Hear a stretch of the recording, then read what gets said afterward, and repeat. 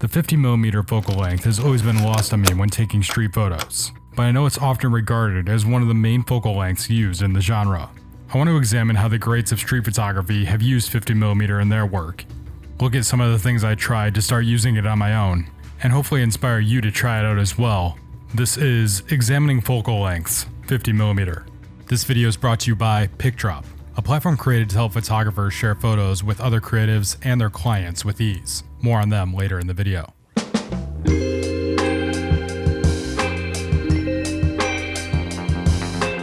What you see is what you get, is a mentality commonly associated with this focal length. Knowing that beforehand, I leaned into taking extremely basic compositions. Granted, one of the main things that makes street photography attractive to me is its ability to cement historical context of any time and place that is being photographed. So some photos in this vein can be beneficial to have in a larger collection of photos, especially in the grand scheme of what I'm trying to create, which is a body of work that has a lot of variety while attempting to find a way to make that variety cohesive. So while I don't think any of the images from this category are extremely exciting to look at on their own, they could work in sequence with other photos from any of these locations, simply because they add context of what this place looks like and feels like in 2025. I've seen so many photos of Bangkok from the 1950s that exemplify how much the city has changed. All of those photos fall into this kind of category of photo, and they probably weren't awe-inspiring to look at when they were created, but they're really fun to look at now. With the amount of change constantly taking place in this city, I believe photos like this will hold up in the same way.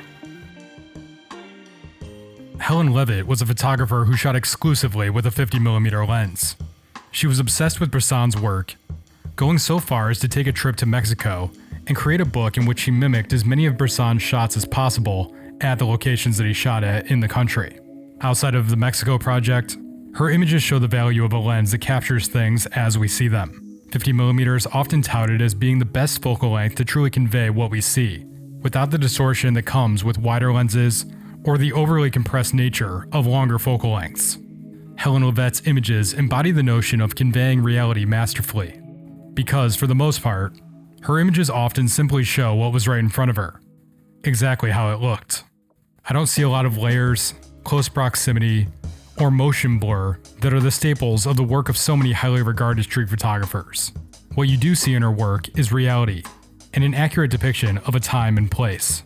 She summed this up saying, "All I can say about the work I try to do is that the aesthetic is in reality itself." Going unnoticed also played a role in Helen Levitt's work. This plays a role in the work of many street photographers, and is something those starting out in the genre might find appealing about shooting with 50mm, because it's often regarded as one of the strengths of the focal length, because you can stand far enough away from your subject that you don't bother them, and you don't disturb scenes. To take this further, in capturing her images without drawing attention to herself, she says, "I had a little device that fit on the Leica camera, which was a right-angle viewfinder, which meant that you could look one way and take pictures the other. You could turn your camera sideways. Going undetected in this fashion allowed her to create candid images while still remaining relatively close."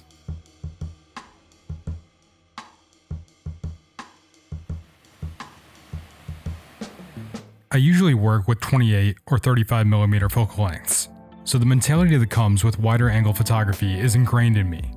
If you're used to working with wider focal lengths like I am, you're probably more often hunting for your frames. Because of that, when switching to something longer, it's hard to settle down, stay put, and let things come to you. I believe this mindset has led me to produce less interesting images during the first few days of trying out 50mm. But when the focal length did work for me, it was usually during moments when I relied more on fishing for photos rather than hunting for them. Luck is a major factor in this, but having enough experience to know how to improve your luck by knowing where to go is also helpful. These frames were probably some of the best of the bunch that I managed to get over the last few days, and they're part of what made me believe that it might be worth it for me to continue to work with the 50mm focal length, because it does have the potential to create exciting frames, even if I haven't truly been able to create any yet. To create those exciting frames, waiting is the name of the game, and that clearly goes hand in hand with fishing. Shooting with 50mm gives you the time needed to compose a good shot.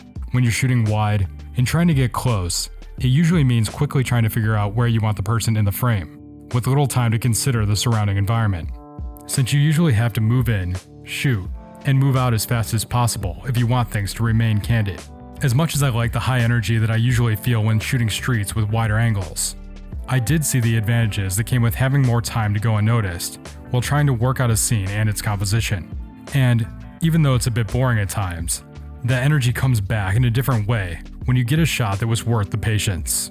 All of this is something that came through in the work of another photographer who inspired me to shoot 50mm, Robert Denoy. He stated, "The marvels of daily life are exciting. No movie director can arrange the unexpected that you find in the street. 50mm was his focal length of choice, and he created some very compelling and layered photos with it. Of the 50mm shooters that I examined for this project, Denoy's work was mostly new to me. And at times, he really shows how dynamic images can be with a slightly longer focal length. He describes fishing as being his go-to technique, with statements from a piece where he examines the process of making his photos, like, 'Once again, it's good fortune. Once again, I waited.' And, when people talk to me about picture hunters, I very quietly laugh, because I'm not a hunter of pictures, I'm a fisher of pictures." According to him, this technique is a question of luck. We wait, of course, but you have to be lucky enough to stumble onto this expression. But even in the few days of shooting street with 50, I noticed how much of a difference it made when I simply found an element that could work and waited for others to come into the frame and add to it, which is something I've done plenty of times in the past, but shooting at this length really made me realize how much more often I should be doing it. Lately, PicDrop has been helping me sequence photos for my projects. It allows collaboration between creatives and clients on photo projects to easily share and view images, flag which ones to keep and which to discard, and uses likes to help teams decide which images truly stand out. PicDrop has a myriad of other features as well. If you'd like a 2-month free trial, go to picdrop.com/go/developingtank using the link in the description.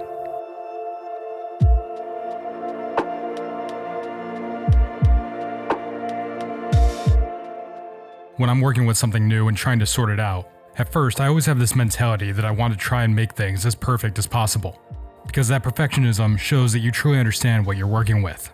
However, when I get down to going over the photos and making selects, I'm always drawn to the ones that are more technically bad, skewed, and in the mentality of some, just plain wrong. The images with light leaks, lens flares, out of focus elements, and reels that simply may have just been pushed too far in development simply have more character and are less boring to me. But I've always had a kind of love for this technically incorrect art. As a music fan, some of my favorite genres are power violence, grindcore, and noise. I love films that look totally crazy like Tetsuo the Iron Man or Pi, and there's a certain continuity in the feeling towards ditching perfectionism, going my own way, and sticking with photos that appeal to me even if they're technically wrong. Robert Frank's book, The Americans, is almost always an early entry point for those who want to take street photography more seriously. The beauty of this book is how imperfect most of the photos are, and how you truly feel the energy of the moment that they were taken in. I'll take photos like this any day, over photos that are unbelievably sharp, considered, and at this point kind of generic on the landscape of social media. Even though I do understand the appeal of these technically superior pieces of art, I just personally don't get a ton out of it. Work like Frank's is the complete opposite of that, and it makes you ask a lot of questions about where the photo was taken and what exactly was happening in the scene. In Frank's words, "I simply think I have better moments than Cartier-Bresson, or anybody else. You put together your photographs in a book. They may be 8 or 10 photos or more, so it makes an impression on you to look at this book full of pictures. You don't think so much about the moments. You think of what this photographer feels about what he sees. It's less an aesthetic look of something that is well composed and well lit. It doesn't go about that. I think in a way, Walker's photographs almost always have that built in. It's a perfect look of having something in it at the right time, straight on and sharp.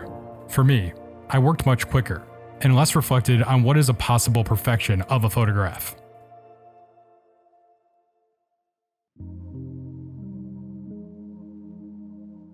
The main problem I have with working with film is the inability to work scenes.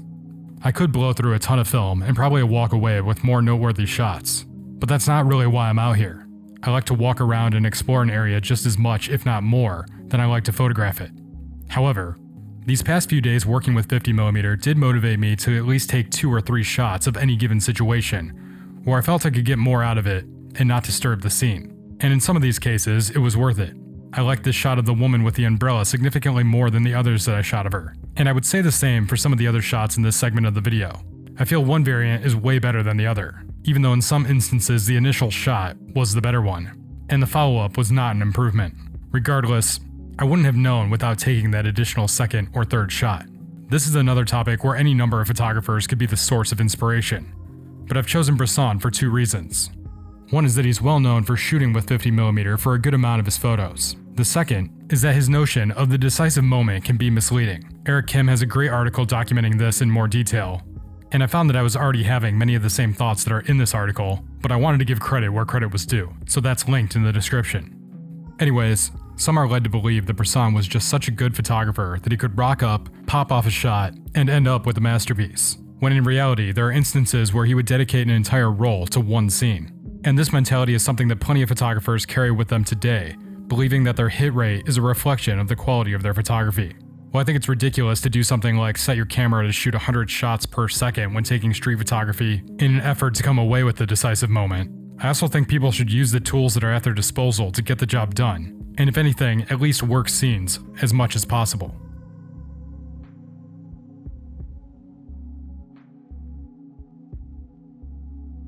At the end of the day, these photos and this video are an experiment. Experimentation and failure are necessary to develop as artists. I truly believe that a good body of work has a lot of variance, and one way to add to that variety is through different focal lengths. I wouldn't say too many of these photos are ones that I'm truly proud of, but I've learned enough about 50mm through this process to want to go in on it more, try to figure out how to make work that is truly great with the focal length, and try to unlock knowledge from more 50mm shooters to get more insight into using it.